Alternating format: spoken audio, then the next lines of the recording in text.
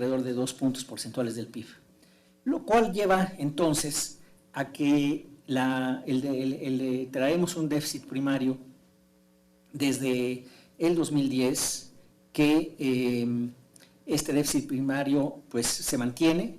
En este año se está planteando eliminarlo, revertirlo de 0.6 negativo a 0.4 positivo, pero sigue habiendo, digamos, vamos a ver, digamos, eso está bien, el romper esa tendencia, y nos parece de la mayor importancia.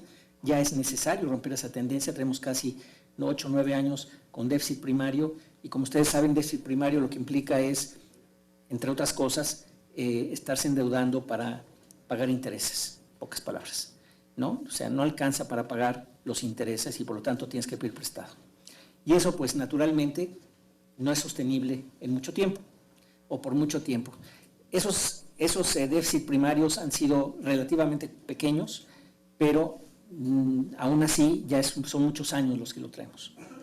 Entonces, aquí algunas cifras con ingresos petroleros, ingresos no petroleros. Aquí estoy viendo, aquí se puede ver en las columnas azules cómo efectivamente los ingresos petroleros bajaron del 8.9 al 4.2% del PIB en este año del 16, como se está esperando.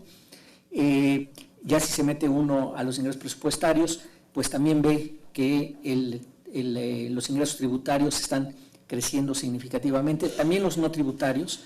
Me imagino que ahí están los ingresos por coberturas de petróleo del Banco de México, supongo, y también las ganancias por el tipo de cambio que tuvo el banco y que pasó. Me imagino que ahí están los remanentes, exactamente, porque de otra manera no te explicas, ¿no?, de dónde salieron esos incrementos tan grandes.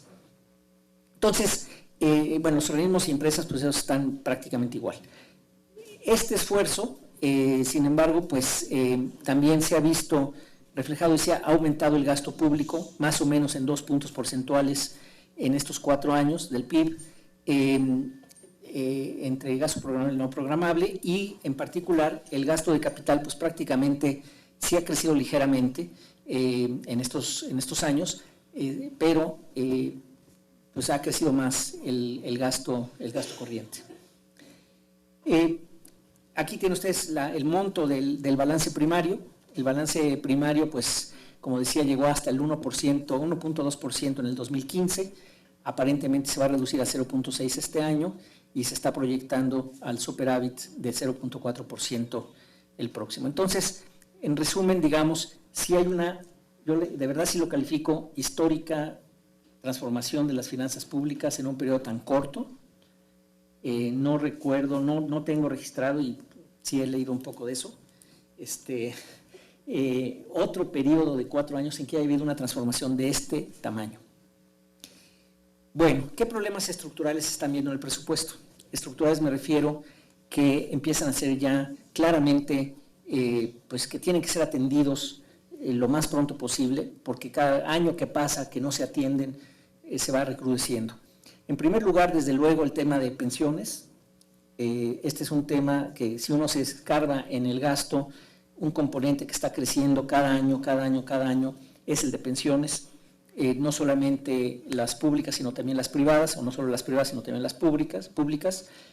Y pues la tasa de crecimiento de las pensiones anda por ahí por ahí lo traigo, creo que es el 8 o 9% anual, en términos reales. Entonces, pues eso va a estar generando cada vez más presión sobre el presupuesto, y se va a estar comiendo los esfuerzos por el lado de los ingresos que se hagan, pues, para tantas otras necesidades que tiene el país. También vemos que hay un gasto ineficiente y de poca calidad en muchos rubros. Se oye por todos lados. Mis colegas de México Evalúa me parece que se van a meter por ahí, casi les puedo asegurar, pero no estoy seguro, pero yo no he platicado, pero casi puedo asegurar que sí, va a ser por ahí, pero no me voy a meter mucho. Y luego el gasto que ha sido muy por encima del presupuesto, ahorita voy a dar algunas cifras, lo cual da lugar a mucha discrecionalidad. Es decir, cuando hay gasto que se presupuesta para una cosa y luego se usa para otra, se empieza a perder el control presupuestal. Quizás no por parte de Hacienda, pero sí por parte de los mexicanos, digamos, que es lo que está pasando con el presupuesto. Y eso pues da lugar a corrupción, da lugar a cosas, ese problema lo tenemos ahí. Luego el de déficit crónicos, que han aumentado la deuda pública. Sabemos que la deuda pública ha crecido casi 12 puntos porcentuales del PIB en estos años, el saldo de la deuda, y esto pues es preocupante si se mantiene esa tendencia. El aumento del servicio de la deuda en este año, si no me equivoco, anda por casi 19% de crecimiento real con relación al año pasado, lo cual pues está ya volviéndose, pues como cuando uno tiene una tarjeta de crédito y pides dinero para pagar intereses, pues a los poquitos tiempos, no años, meses, por las tasas de interés de las tarjetas de crédito, pues ya se hacen un problema, te ahogan, pues, ¿no? Entonces no estamos ahí, pero vamos para allá y más o menos rápido. Entonces, vemos ahí que traemos un aumento del servicio de la deuda pública fuerte, que se tiene que cortar, es decir, detener, y un par de cosas más. Federalismo fiscal obsoleto, donde pues hay necesidad clara de un replanteamiento del federalismo fiscal. No es un tema fácil, es un tema de hecho muy complejo, pero es un problema estructural que se tendrá que resolver, y sé que hay algunos esfuerzos actualmente en términos de revisión de lo que sería el federalismo, como para poder dar algunas muestras de por dónde puede ir.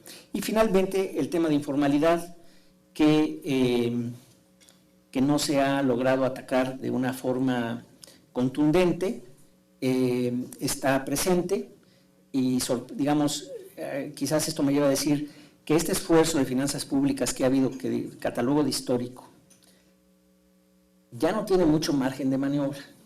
O sea, ya está llegando como que a los límites, fuera del IVA, ¿no?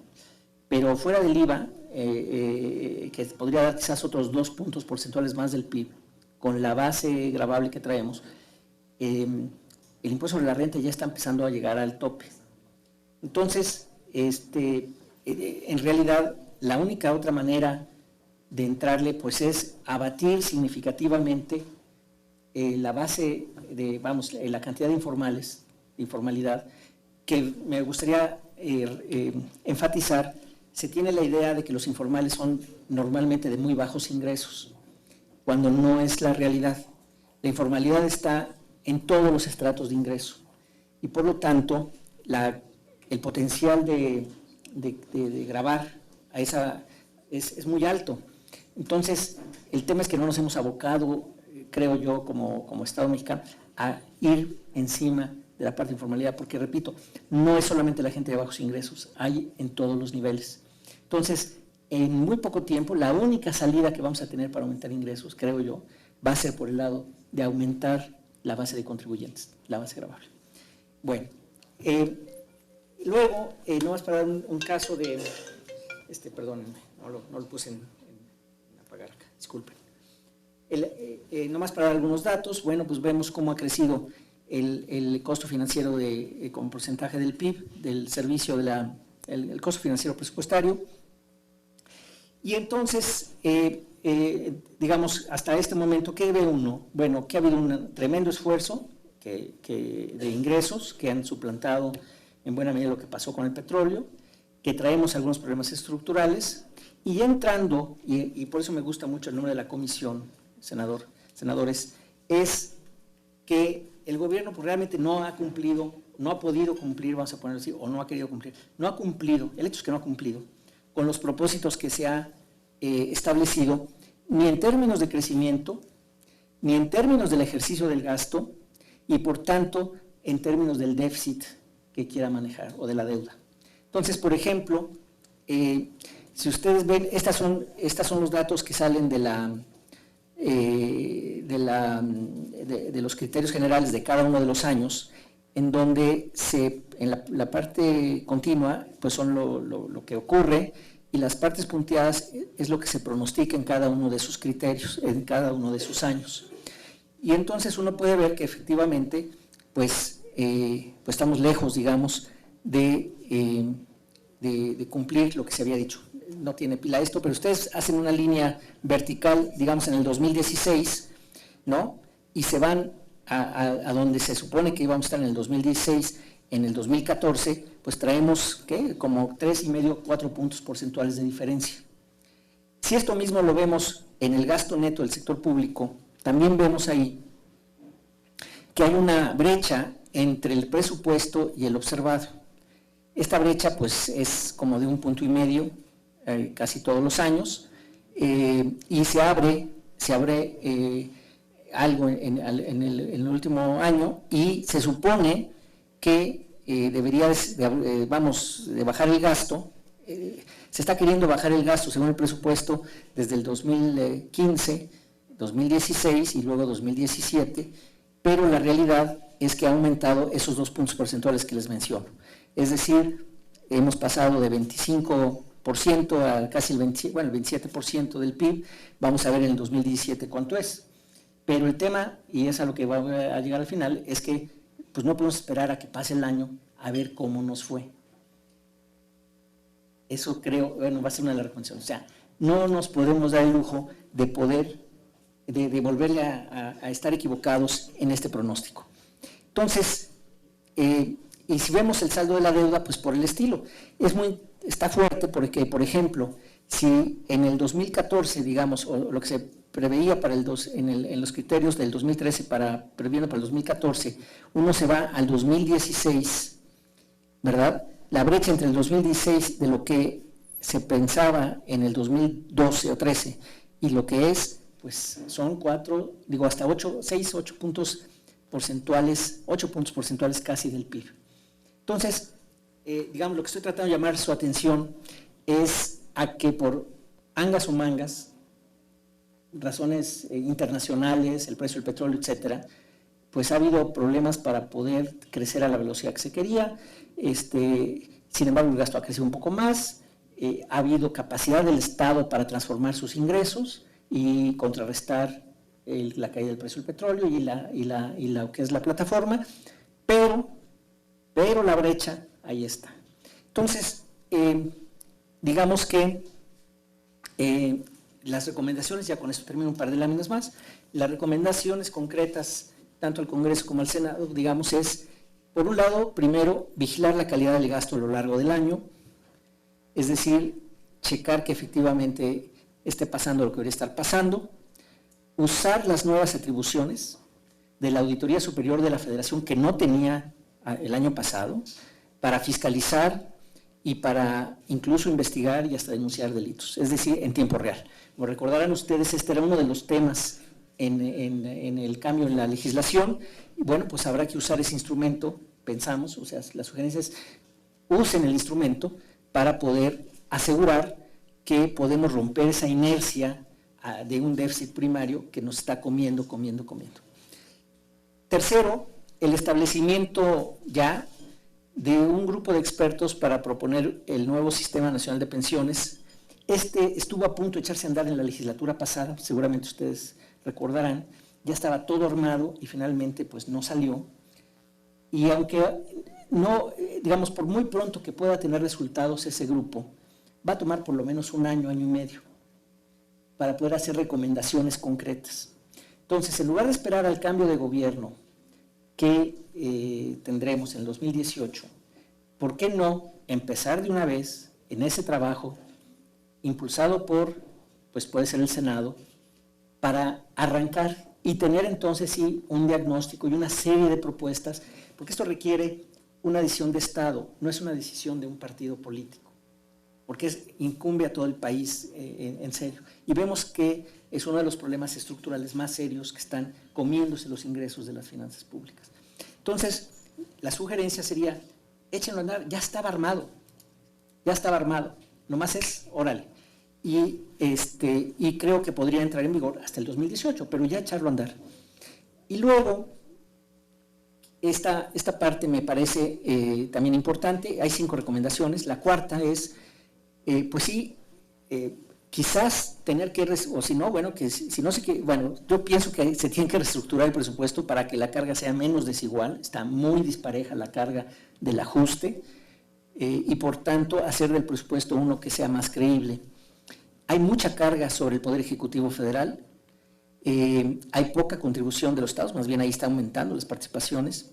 Los otros poderes, perdón, también se deberían de ajustar a algo, y los órganos de concesiones autónomos también. Es decir, si vemos las cifras, aquí están, vemos que en el cambio porcentual real en el gasto en el presupuesto respecto del presupuesto del año pasado, pues es enorme en términos, por ejemplo, de ingresos, de aumentos en el gasto, en el costo financiero, ya les decía yo, 19% en términos reales, pensiones 14%, me quedé corto, así que la memoria me falló, autónomos, los organismos autónomos 8.2%, las participaciones a los estados 5.3%, y luego, en términos de la Secretaría del Poder Ejecutivo, pues es 17% en promedio, 20% para Pemex y 27% la inversión. Entonces, está como muy disparejo el peso.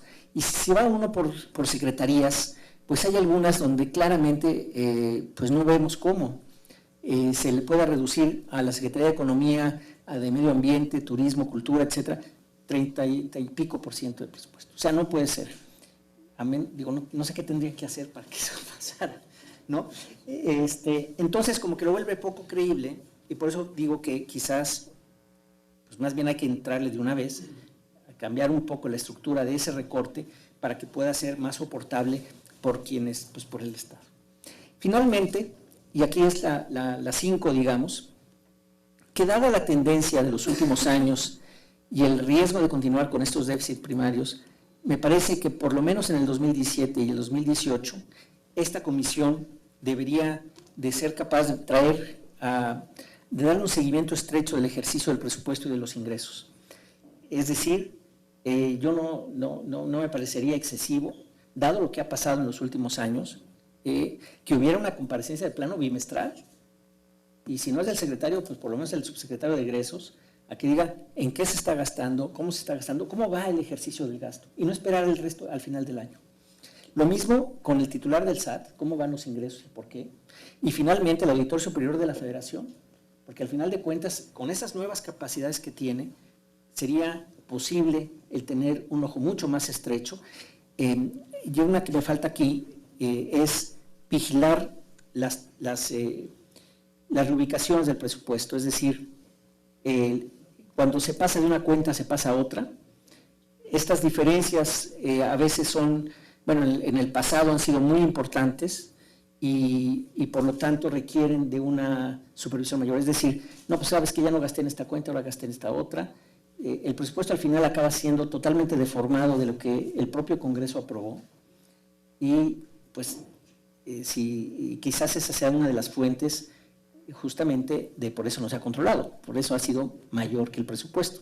Entonces, la idea sería sí tener que esta Comisión Especial para el Análisis y Seguimiento de las Finanzas Públicas pudiera darle ese marcaje personal al tema de presupuesto y de no solo presupuesto de gasto, también de ingresos y por supuesto pues Auditoría Superior de la Federación que estuviera muy, muy pendiente de qué está pasando. Es fundamental, me parece, para el país el tener este año que sí pueda romperse la inercia, quizás aguante un año más, pero ya vamos a estar como muy cerquita al precipicio, o sea, ya no conviene acercarnos más a esa situación, nos parece a nosotros ahí en la SEI. Muchísimas gracias. Otra vez, muchísimas gracias, doctor. Antes de continuar, intentamos que la sesión tenga un horario de término también para dar certeza. Yo primero quisiera agradecer y destacar la presencia aquí de algunos senadores. La comisión nada más le entregamos 3 senadores, pero están aquí presentes el senador Tereso Medina, el senador Ernesto Rufo, bueno, acaba de salir ahorita momentáneamente Ricardo Barroso, Pepe Olvera, Jesús Santana, bueno, las organizaciones aquí, no los conozco por nombre, bueno, Mariana Campos de México Evalúa, también es de México Evalúa, ¿no? De Fundar. Agradecer a todos aquí su presencia. También destacar la presencia de la Sociedad de Exalumnos de la London School of Economics, presididos aquí por nuestro amigo Iván Pliego. Y continuamos con el segundo ponente del día, que es don el doctor Jorge Alejandro Chávez Presa. Muchas gracias por su presencia. Él es actualmente subdirector general de Planeación y Finanzas del Infonavit. Es economista con maestría y doctorado por Ohio State University y licenciatura en el Instituto Tecnológico Autónomo de México. Él está especializado en temas de economía, finanzas, hacienda pública, energía y políticas públicas. Y Constitución del DF. Constitución del DF. Se ha desempeñado tanto en el sector privado como en el sector público. Ha dirigido el ITG, que es una empresa de consultoría. En Banorte fue director general adjunto de desarrollo de nuevos negocios. Ha ocupado los siguientes cargos públicos. Fue vocal de la Junta de Gobierno del Instituto para la Protección del Ahorro Bancario, el IPAB, diputado federal en la legislatura número 68. 58. Todavía no llegues. Subsecretario de Política. Es un pronóstico. Es subsecretario de Política de Energía en la Secretaría de Energía. Ha sido en la Secretaría de Hacienda y Crédito Público. Fue el primer jefe de la Unidad de Política y Control Presupuestario y director general de Política Presupuestal en la Subsecretaría de Egresos. Asimismo, ha sido director de Planeación Financiera y director de Deuda Pública en la Subsecretaría de Hacienda y Crédito Público. Doctor Jorge Alejandro Chávez Presa, muchas gracias por su presencia, bienvenido y tiene usted la palabra. Muy buenas tardes a todos ustedes. Muchísimas gracias, mi maestro Cavazos, senador Cavazos, muchas gracias, presidente de esta comisión especial de seguimiento a las finanzas públicas. Muy buenas tardes, senador Héctor Larios, con quien coincidí en la 58 legislatura, él como senador, yo como diputado, colegas, senadores que también están aquí, muy buenas tardes. Pues de lo que quiero hablar es de este tema que a todos nos está preocupando. Creo que no solo es el presupuesto de egresos, el proyecto de presupuesto de egresos de la Federación 2017, sino de hablar, yo creo que ese es el pretexto, es el hablar del problema profundo que traemos en la hacienda pública y que no es algo que se gestó recientemente y que volvimos a caer en este mal del holandés que le llaman el Dutch disease, y que el petróleo, los ingresos petroleros, precedidos por un incremento en la producción petrolera, y luego cae la producción petrolera y no nos percatamos, nadie dijo absolutamente nada, porque los precios del petróleo subieron y más que compensaron la caída de la producción. 2009 nos recuerda, o el último trimestre de 2008 a 2009 nos recuerda lo vulnerable que somos.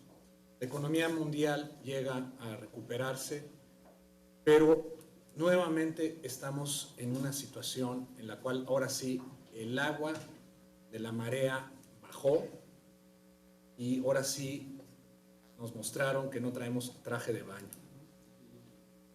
Y entonces, ¿cómo dividiría yo esto? Pues para empezar, ¿por qué ahora se ha hecho tan evidente el problema que traemos? Y se ha hecho tan evidente como suele suceder, siempre por el sector externo es donde se acaban mostrando nuestras debilidades. Y por el sector externo, bueno, pues es que ahora el sector externo nos es auténticamente adverso y ya no solo es el precio del petróleo. En realidad, el choque más importante que está teniendo ahorita la economía mexicana es por la desaceleración de la economía global, y algo, creo, una consecuencia de eso es el estancamiento en el crecimiento del comercio exterior. Ese choque nos pega más que el precio del petróleo por una simple y sencilla razón, lo vemos, porque no a lo que la economía mexicana se preparó para aumentar su demanda agregada por el lado del sector externo, por el lado de las exportaciones no petroleras. Hoy pese a la fuerte depreciación del tipo de cambio, nuestras exportaciones no petroleras no han podido, por decirlo así, sacar a flote a la economía mexicana. Eso sí sucedió en 2009, en la segunda mitad de 2009, aunque en la primera mitad de 2009 no lo vimos. Eso pasó en 94, 95. El sector externo salió 1981, 82 también. Y hoy, o bueno, más bien, en estos meses estamos viendo que el sector externo no nos está ayudando y eso nos dificulta mucho más las cosas. Por si fuera poco, la tormenta perfecta, ¿no? O sea, se le han sumado la volatilidad de los mercados financieros, volatilidad expresada en un fortalecimiento del dólar que no habíamos visto, versus una depreciación de todas las demás monedas. Y por si eso no fuera poco, somos tema de la agenda electoral de Estados Unidos, ¿no? En donde hay propuestas anti-México. Desde luego las radicales son las del candidato del pelo naranja y las de otra candidata pues también no son lo más halagüeño. Es el comercio exterior, por decirlo así, no es bandera de ningún partido político allá. Y la otra cosa que nos debe preocupar, no están viendo a Norteamérica como el bloque que tiene que competir en la economía global y donde la integración es la que nos podría sacar adelante. Esta apreciación del dólar nos ha afectado también porque el sector exportador de Estados Unidos, el sector manufacturero, depende y está muy relacionado con nuestro sector manufacturero. Entonces, un dólar que se ha encarecido, pues un dólar que con el cual se han reducido el crecimiento de sus exportaciones. Y por el lado del interno, es algo autogenerado, es algo que ocasionamos los mexicanos por no haber tomado una decisión a tiempo, que fue una reforma energética que por muchos años se vino posponiendo. Recuerdo muy bien desde la reforma eléctrica en 1998-1999 que el presidente Ernesto Zedillo propone la reforma eléctrica porque había un problema grave de quedarnos sin electricidad, lo que se conoce como el margen de reserva, es decir, esa capacidad de generación adicional para poder atender a los picos, no estaba presente y por eso, realmente como suele suceder, es una crisis la cual nos lleva a propuestas. Y también en la administración del presidente Zedillo, y también se vio, es cuando se empieza a hablar de la necesidad de una profunda reforma fiscal, no de la hacienda pública, pero sí de la reforma fiscal. Recordemos que es en la administración del presidente Zedillo cuando se sube el IVA del 10 al 15%, pero aún así no fue suficiente. Y el presidente Zedillo, en 1998, cuando el precio del petróleo llegó a caer a $7 por barril, llama al país, a la sociedad, al poder legislativo, a que había que hacer una reforma en la cual todavía seguimos debiéndole. Creo que fue un gran avance desde el punto de vista macroeconómico y de recaudación, la reforma que aprobó el Congreso de la Unión. Cada quien tiene su punto de vista, si desde el punto de vista microeconómico a mí me hubiera gustado que hubiera sido un poco diferente, pero hoy desde el punto de vista de recaudación ha sido la que parcialmente nos ha sacado. Eso es de lo que fui platicándoles, ¿no? Cómo en realidad el estancamiento del comercio global, la depreciación. Bueno, pues vayámonos a la parte de la hacienda pública, la parte financiera. Y quiero poner a su consideración pensar fuera de la caja. Porque si seguimos pensando dentro de la misma caja, vamos a seguir haciendo lo mismo. Y una reforma importantísima que ustedes aprobaron, que es la reforma estructural, de las reformas estructurales más importantes, que fue la reforma energética, no puede lucir por la manera de cómo agregamos nuestras finanzas públicas. creamos 2 empresas productivas de Estado y hoy esas 2 empresas productivas de Estado siguen siendo paraestatales y siguen siendo consideradas y consolidadas dentro de los balances fiscales. Eso lo menciono porque, entre otras cosas, y yo la verdad no entiendo cómo no se les explicó a las calificadoras la razón de deuda a PIB que tiene el gobierno mexicano no es la misma de los países OCDE. Y eso lo tenemos que tomar en cuenta y lo tenemos que diferenciar. Un ejemplo aquí en México, el estado de Nuevo León, que hablan mucho de que está sobreendeudado y no está endeudado, pues es una de las regiones más prósperas del país. Hay un problema ahí de repartición. Es la única entidad federativa que hizo su reforma de pensiones. No hay otra entidad federativa. Entonces, la comparación cuando sacan las razones de deuda PIB de Nuevo León, pues desde luego no es comparable, no es comparable con el resto de los demás. Bueno, lo mismo sucede con el caso de la economía mexicana. Pero a ver, creo que el tema, y aquí cuando usted, el senador Cavazos, me invitó el año pasado, ya hace más de un año, 6 meses, pues, vinimos diciendo el problema del balance primario. El balance primario, para quienes trabajamos en la Secretaría de Hacienda por muchos años y que trabajamos en lograr la estabilidad macroeconómica, la religión, por decirlo así, era que teníamos que tener un superávit primario con la capacidad de pagar el costo financiero de la deuda. Porque si no tienes un superávit primario con esa capacidad, cualquier variación o un crecimiento menor en la economía va a provocarte necesariamente que la relación deuda-PIB va a crecer. Y eso es lo que tenemos que cuidar. Pero yo creo que también nos hemos hecho o nos hemos querido engañar a nosotros mismos, agregando toda esta cuestión en sector público. Y lo digo, y esto se ve evidente, cuando empezamos a ver las estadísticas de gobierno federal. ¿Por qué menciono esto de gobierno federal? Porque la deuda pública se paga con los impuestos. La deuda de las paraestatales se paga con los resultados de operación de las paraestatales. Se llega a pagar con los contribuyentes cuando sale al rescate de ellas, que eso no queremos y no debe ser así. Pero no es deuda pública, no debemos de considerar la deuda pública, es una deuda de una naturaleza totalmente diferente. Pero aquí lo que yo quiero compartir con ustedes es, ¿por qué no le hemos dado seguimiento, esto también lo presentamos aquí, al balance primario sin ingresos petroleros? Ese es en realidad el balance primario que debemos de ver. Y el superávit primario sin ingresos petroleros se acabó después de 1992. Y se acabó no por un esfuerzo fiscal, no por el esfuerzo de los mexicanos, se acabó porque aplicaste los ingresos de las desincorporaciones a la reducción de deuda.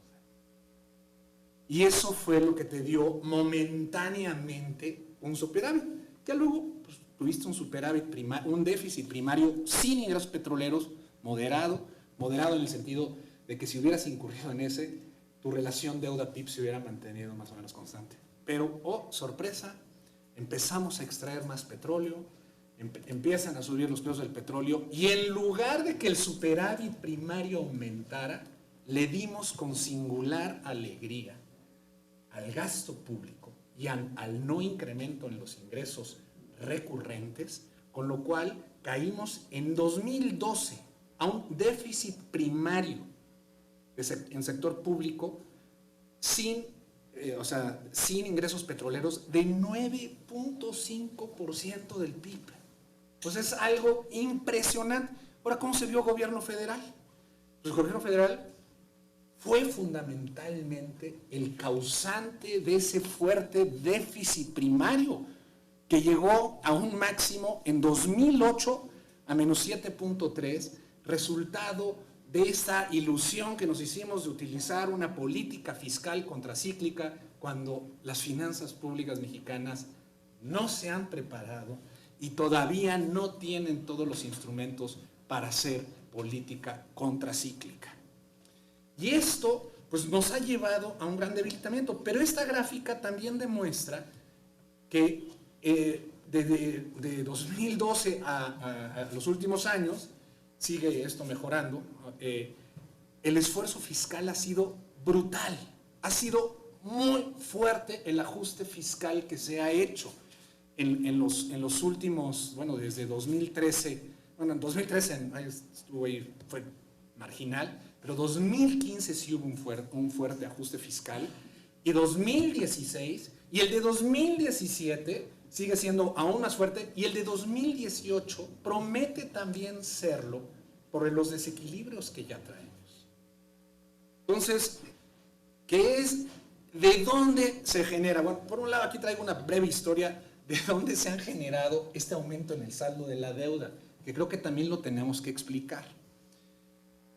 A partir de 2012, el saldo de la deuda se ha incrementado, y esto es una por el efecto acumulado de los requerimientos financieros del sector público, o sea, del déficit normal, 5.5. El otro es el efecto acumulado del no crecimiento del PIB. O sea, no es que hayamos, o sea, el haber aumentado la deuda en 5.5 puntos del PIB no hubiera sido nada escandaloso. Claro, con ingresos petroleros altos, pues todo se puede. A mí me gustaría encontrar una frase de esa: con agua, tierra y tractor, cualquier capitalino es buen agricultor, ¿verdad? Pero no, es un poquito más vulgar, ¿no? Pero lo hiciste sinónimo de capitalino, es lo que... Pues por eso me incluyo yo ahí. No, y el otro es estas reformas de pensiones de Pemex y CFE también están ahí. Y si nos fuéramos atrás, la reforma histórica del presidente Calderón, la reforma a las pensiones del ISSSTE, también traen su parte ahí. Y esa historia, o sea, curiosamente ahora, México, que ha venido haciendo reformas estructurales, ahora los mercados como que ahora, pues ¿qué pasó con nuestra capacidad de venta con ellos? ¿No? Porque si vemos, ahora la capacidad de pago del gobierno mexicano también aumentó, porque los ingresos recurrentes, los ingresos tributarios, son sustancialmente superiores a los que teníamos. Bueno, ya no quiero excederme. ¿Y dónde está el problema? Y creo que también nos tenemos que empezar a acostumbrar a ver fuentes y usos. Aquí uso otra vez sector público, no me gusta, ¿no? Pero bueno, es como lo traen. Los ingresos recurrentes, que es la parte roja, ha venido aumentando. Y bueno, ¿dónde está creciendo el gasto público? Pues no es en la inversión. O sea, a la inversión ahora sí no la podemos culpar de esto. Al que sí tenemos que culpar es necesariamente al gasto. Y si bien todos tienen sus piquitos, ¿no? El gasto de operación, tantito, sí está en la parte de transferencias.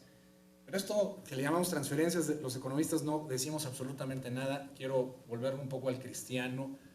Es el gasto público, nuestro presupuesto de egresos se ha vuelto intensivo en muchos regalos, en mucho gasto asistencial. En un gasto asistencial que hay gasto o gasto social, que algunos le llaman, que sí ha sido muy eficiente, pero ya disminuyó su eficiencia, como el programa que nació como Progresa, que por cierto, todos los programas que se debieron haber creado en México debieron haber seguido una metodología como la que siguió Progresa, que fue desde identificar población objetivo, que fue desde diseñar una evaluación ex ante, diseñar los instrumentos, toda la evaluación.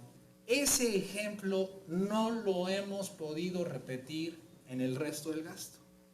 Y esos son aspectos que debe, creo yo, venir en la legislación.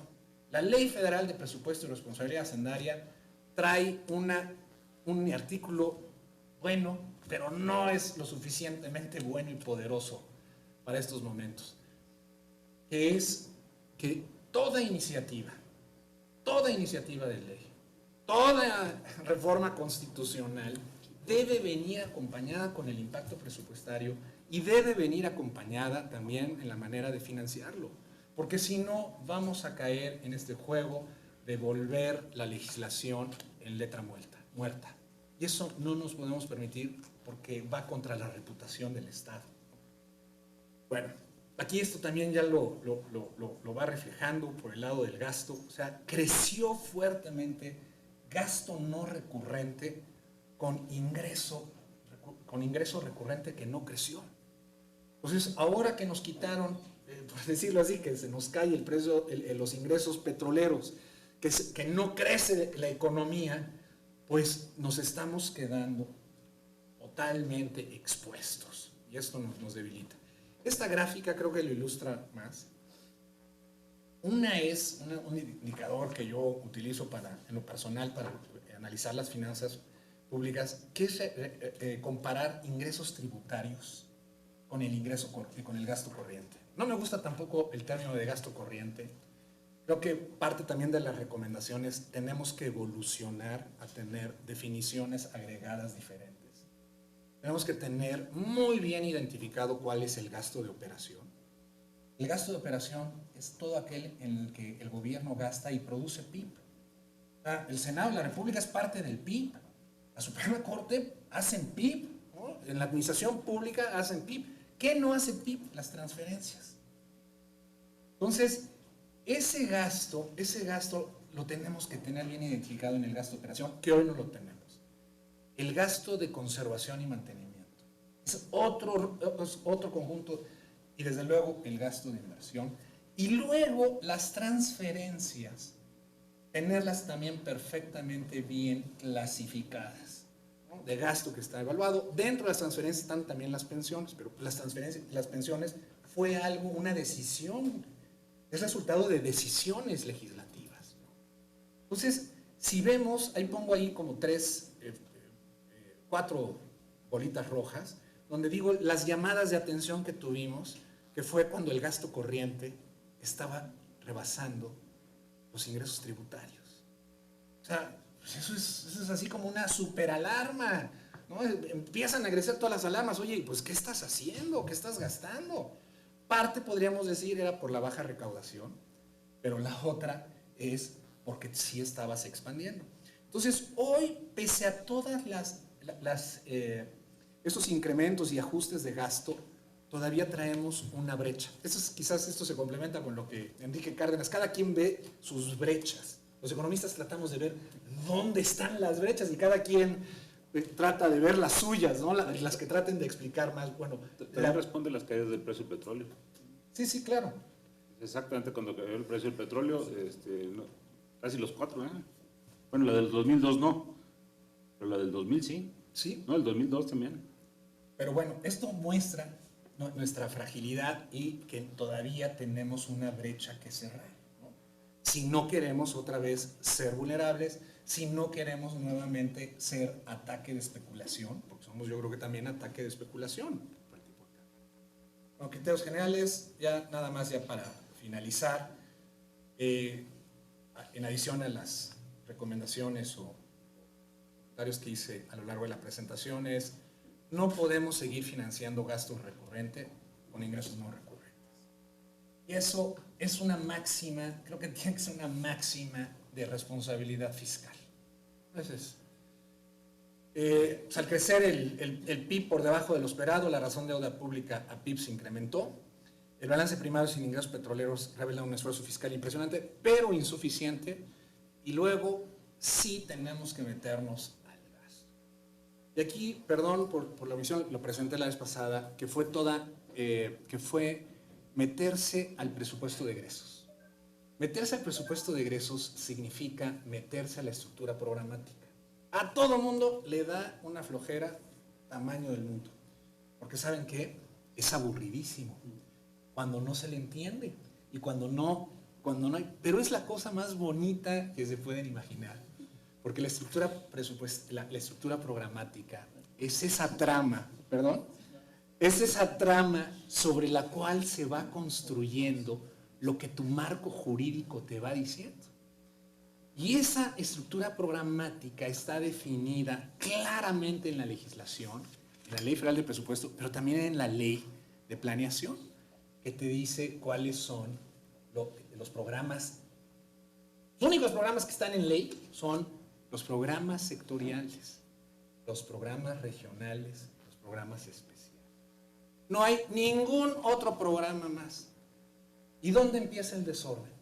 Empieza en 2008, cuando inventan una categoría programática que no estaba considerada ni en la Ley de Planeación ni en la Ley Federal de Presupuesto y Responsabilidad Hacendaria. Después la incluyeron, pero por otra razón, pero no la definieron, con la cual sacaron al genio de la botella, porque crearon más de 1,400 programas presupuestarios.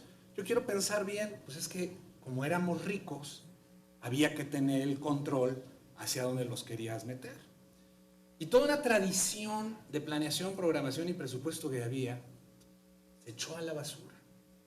Pero se echó a la basura porque, la verdad quisiera saber por qué, pero es ahí donde vas sembrando también los mecanismos, ahí se fueron sembrando los mecanismos para expandir el gasto.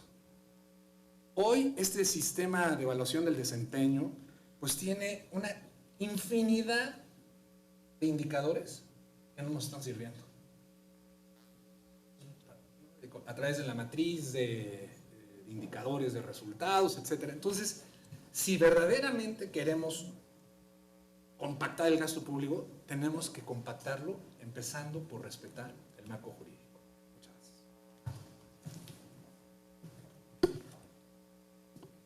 Muchas gracias, doctor Chávez Presa. Ahora, antes de presentar al doctor Gerardo Esquivel Hernández, damos la bienvenida a la senadora María del Rocío Pineda Goche y presentamos al doctor Gerardo Esquivel Hernández, es licenciado en Economía por la UNAM, maestro en Economía por el Colegio de México y doctor en Economía por la Universidad de Harvard. Desde 1998 ha sido profesor investigador del Centro de Estudios Económicos del Colegio de México. En la actualidad es profesor titular de la Facultad de Economía de la UNAM y es miembro del Sistema Nacional de Investigadores. Anteriormente, el doctor Esquivel trabajó como investigador en Harvard Institute for International Development de la Universidad de Harvard. También ha sido investigador visitante del Fondo Monetario Internacional y del Banco de México, y ha sido consultor por el Banco Mundial, el BID, la CEPAL, la OCDE, el Programa de Naciones Unidas para el Desarrollo y el Programa de Naciones Unidas para el Medio Ambiente. En 2010-11, el doctor Esquivel fue Tinker Visiting Professor en la Harris School of Public Policy de la Universidad de Chicago. Asimismo, en el 2008, el doctor Esquivel recibió el Premio de Economía Ramón Beteta Quintana y en el 2014 recibió el Premio Nacional de Finanzas Públicas. Doctor Esquivel, es suyo el micrófono. Muchas gracias, senador, por la invitación a participar en esta discusión, en este análisis. Gracias al resto de los senadores de la comisión y al resto de los senadores que también nos acompañan, así como a todos los que nos están acompañando en esta discusión y análisis. Yo voy a hablar de...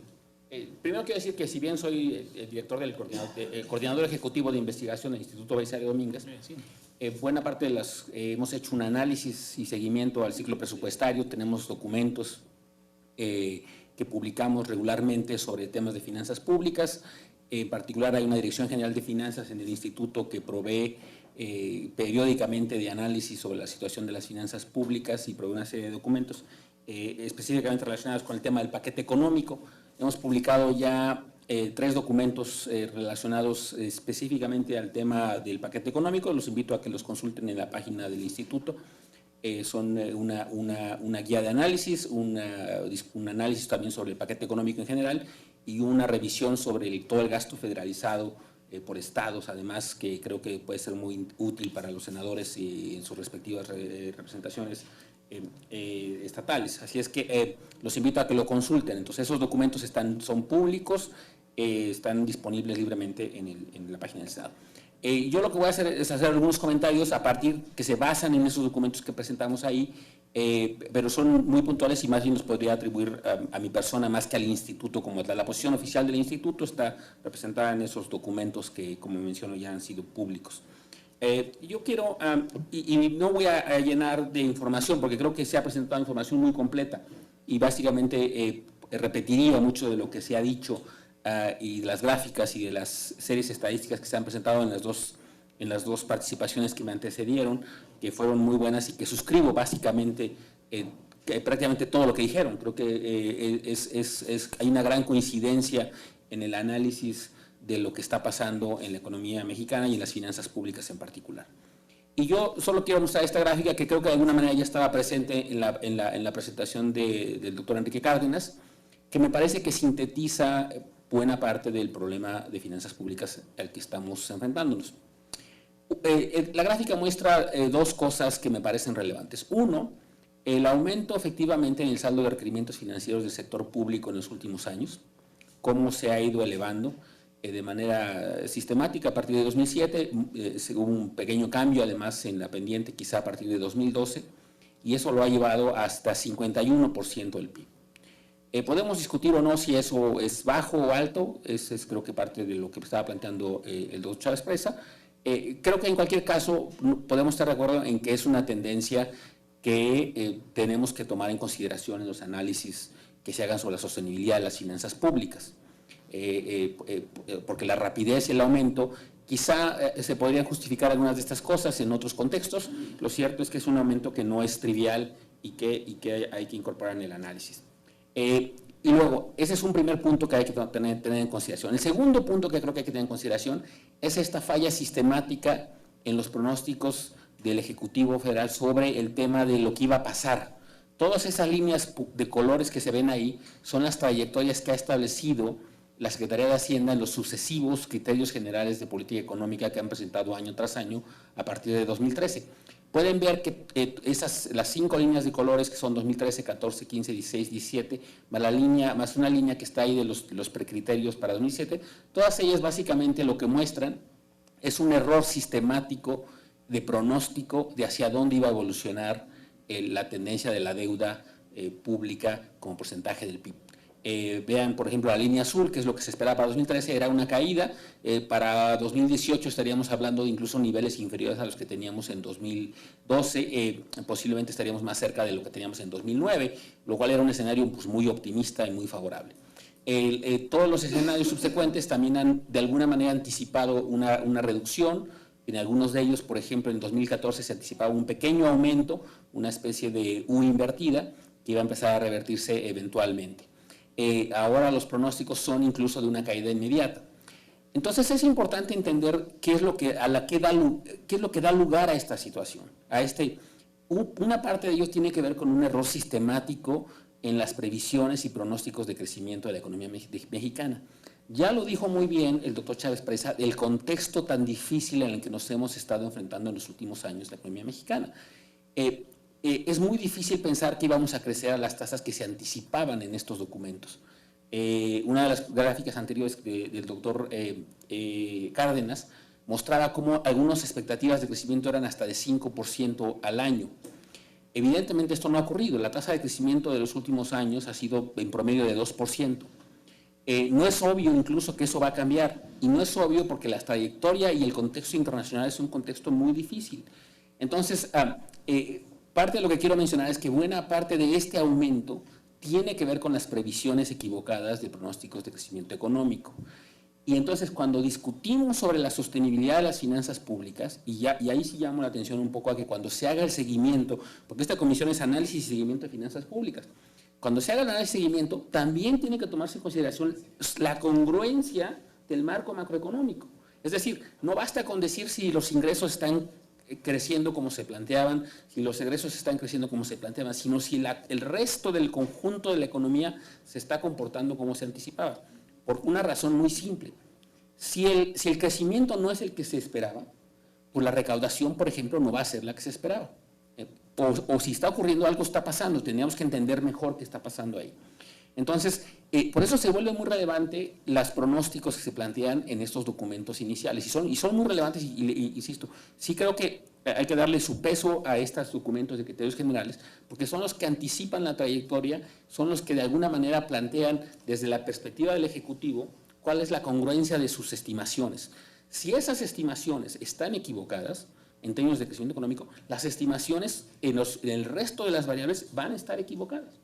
Eso es lo que ha pasado. Y por eso creo que esta gráfica resume básicamente a lo que hemos estado enfrentándonos en los últimos años, más allá de los elementos que ya se han aportado en la discusión aquí. Entonces, sí creo que se vuelve muy relevante para un análisis puntual del seguimiento de las finanzas públicas, entender cuánto depende de la capacidad de pronóstico del Ejecutivo. Ahora, esto en parte tiene que ver con que cuando se hace estos documentos, sí hay, como se planteaba en la participación anterior, un peso que recae demasiado en el Ejecutivo y en particular en la Secretaría de Hacienda, y no tiene necesariamente un contrapeso en algunas otras dimensiones, incluyendo, por ejemplo, la parte analítica. Hay quien digamos, y yo como director de un instituto que hace una labor relacionada al seguimiento de las finanzas públicas, que es el área de finanzas del Instituto Belisario Domínguez, pues hay elementos materiales humanos limitados que no permiten dar un seguimiento tan detallado como nos gustaría. El Centro de Estudios de las Finanzas Públicas de la Cámara de Diputados, que es mucho más grande que el área de finanzas del Senado y que además tiene una responsabilidad mayor, pues también hace un trabajo de seguimiento. Ahora, la pregunta es si, y se planteó recientemente en una mesa en la que estuvimos en la Cámara de Diputados, si no sería necesario tener un órgano fiscal, un consejo fiscal, como ocurre en otros países, que puede ser, dependiendo del diseño, puede ser vinculado a las cámaras o puede ser independiente, que le dé ese seguimiento. Alguien que tenga realmente los recursos, la independencia, la autonomía para poder llevar a cabo ese tipo de análisis. Sí creo que es una cosa que debemos discutir seriamente como país. Si queremos tener una instancia que de alguna manera, como una especie como el Congressional Budget Office en Estados Unidos o como en otros países. Nosotros tenemos también un documento que acabamos de publicar en agosto de este año, un documento sobre los consejos fiscales, cómo funcionan, cómo operan, qué ventajas tienen. Esa es una cosa que sí creo sinceramente que deberíamos discutir como país, porque sí creo que ahí lo que está ocurriendo, digamos, la dinámica en la que como funcionamos es Hacienda y el Ejecutivo plantean estos documentos, son documentos muy abrumadores, con poco tiempo para el análisis, con muchas responsabilidades. Los órganos legislativos tienen mucho trabajo en ese momento para tomar decisiones respecto a cómo está funcionando, y no hay una instancia que les provea de un análisis suficiente y detallado, porque en parte, en el caso del Senado, nosotros tenemos, insisto, recursos humanos limitados. Tampoco es que el Senado intervenga en el grueso de las tomas de decisiones relativas a la parte de finanzas públicas, y en la parte del legislativo, pues también de la Cámara de Diputados, también hay sus limitaciones, incluyendo un tema de independencia y autonomía que es importante tener presente. Entonces, creo que eso es una cosa que vale la pena porque, insisto, en el análisis y seguimiento, que es muy importante, que todos los elementos que han planteado aquí son muy puntuales. El tema de cómo financiamos en su momento gasto recurrente, permanente, con ingresos que podríamos llamarles transitorios o inciertos, como son los ingresos petroleros, pues da lugar a una situación como esta. Efectivamente, esto no es nuevo. La situación fiscal, como ya se describió, no es nueva. Es una situación que se fue construyendo en la medida en la que se fueron generando compromisos de gasto basados en expectativas erróneas de crecimiento económico, expectativas erróneas respecto a la permanencia del aumento del precio elevado de los precios del petróleo, etc. Esos elementos pues dan lugar a estos errores de pronóstico que dan lugar entonces a que esto aumente significativamente. Solo por decirles un dato, el acumulado de puntos porcentuales del PIB que vamos a tener al final del sexenio, ya suponiendo que se cumplen los pronósticos de los criterios generales de política económica más reciente, el acumulado de déficit de crecimiento del PIB en estos 6 años, de acuerdo a lo que ha ido estipulando los criterios generales de política económica, va a ser cercano a 14%. Porque año tras año más o menos son 2 puntos porcentuales y cachito lo que se ha sobreestimado el crecimiento económico. Bueno, al final lo que hubiéramos tenido era un PIB 15% más alto y entonces esta relación de deuda-PIB pues no sería la que es hoy, porque estaríamos dividiendo sobre un denominador que sería 15% más alto. Entonces, si eso se hubiera materializado, pues no estaríamos en esta situación. Ahora, ¿era viable materializarse? Pues era muy difícil que se materializara eso, porque el contexto internacional no ha ayudado. A lo mejor hay factores internos que podemos discutir, pero ciertamente el contexto internacional era poco favorable a un desempeño tan alto, de crecimiento tan acelerado como el que se plantearon en esos escenarios. Entonces, por eso creo que sí es muy importante, quizá más importante de lo que a veces se piensa, esta cuestión de la congruencia de los documentos entre sí, del marco macroeconómico y de cómo se va a crecer. Este año, por ejemplo, si ustedes ven las cifras, hay unas expectativas de crecimiento del impuesto sobre la renta muy significativas, de los ingresos tributarios y en particular del impuesto sobre la renta muy significativos. ¿Es eso viable? ¿Hay margen para que eso ocurra? ¿Cómo va a ocurrir? ¿Va a ocurrir a través de mayores eficiencias? Porque no va a ocurrir a través de mayores tasas, porque ya sabemos que no hay aumento en las tasas. Entonces, se tendrían que discutir cosas puntuales como esa, porque parte de la justificación de cómo va a ocurrir esta reducción en los requerimientos financieros tiene que ver con un aumento en los ingresos. ¿Esos aumentos en los ingresos están bien justificados o no? Y creo que ahí, en todo caso, sí tendría que haber una petición, me parece, del legislativo, en la medida en que no haya esa otra contraparte analítica todavía suficiente, sí tendría que pedir el legislativo al Ejecutivo una mayor explicación y justificación de algunas de estas decisiones. Por ejemplo, ¿cómo se justifica que el impuesto sobre la renta va a subir 10%? Habrá que discutir si eso va a ser a través de mejoras recaudatorias, de eficiencia tributaria o cómo va exactamente a ocurrir eso. Y luego, en la parte de gasto, por ejemplo, también creo muy importante que se discuta y se justifique mejor de cómo está hasta ahora justificado los cambios que se están planteando. Por ejemplo, ya se mencionó hace un momento el tema de la inversión pública. La inversión pública es la que más está sufriendo. La inversión pública va a sufrir un ajuste que la va a llevar a sus niveles históricamente más bajos. Está propuesto para que 2017 sea 2.7% del PIB. ¿Cuál es la justificación para eso? ¿Qué implicaciones tiene para el crecimiento de corto, mediano y largo plazo? Bueno, son muy importantes. Va a ser, insisto, el monto más bajo en la historia que tenemos, que podemos comparar cifras de acuerdo a las cuentas nacionales de los últimos posiblemente 60 años. Entonces, ¿por qué se recortan en algunas áreas y en otras no? Creo que eso se vuelve relevante, esta discusión que planteaba Enrique Cárdenas sobre cómo se está dando la carga del ajuste, cómo algunas secretarías, ¿por qué algunas secretarías son mucho más castigadas que otras? Bueno, no sabemos. No sabemos si es porque no están cumpliendo sus metas, si es que va a haber un ajuste de algún tipo, en fin, esas cosas no quedan del todo